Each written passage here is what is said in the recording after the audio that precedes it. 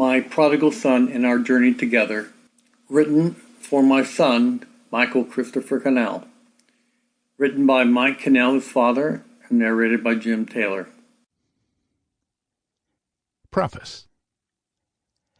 If you are on the road to drug or alcohol addiction, this book may prove beneficial for you and your loved ones.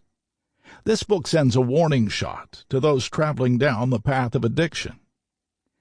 It describes the pain and suffering addicts go through and the heartache it brings upon those who love them most, those like me, who find themselves watching helplessly from the sidelines as their loved one destroys themselves. I pray this book will help anyone who sees a loved one heading towards addiction and is desperate to help them.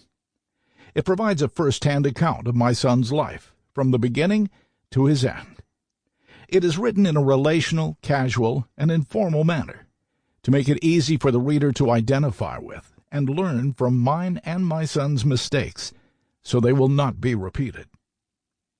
Much emphasis is given to those years when Michael was in high school, those years where he was emotionally immature and most susceptible to experiment with alcohol and drugs. During my son's years in high school, he and his friends were considered cool. Together, these cool kids took the bait. They drank and experimented with drugs, suspecting nothing would come of it but a good time.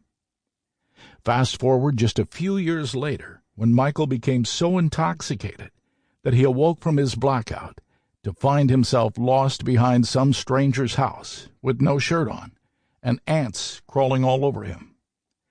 His life wasn't so cool anymore. Where were his friends to help? It was not the first nor the last time Michael humiliated himself from intoxication and drug use.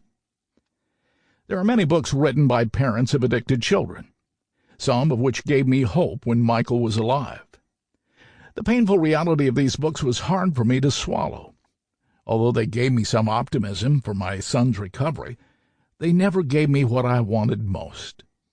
I wanted to hear there were answers that, when implemented, would cure my son 100% with no chance of relapse.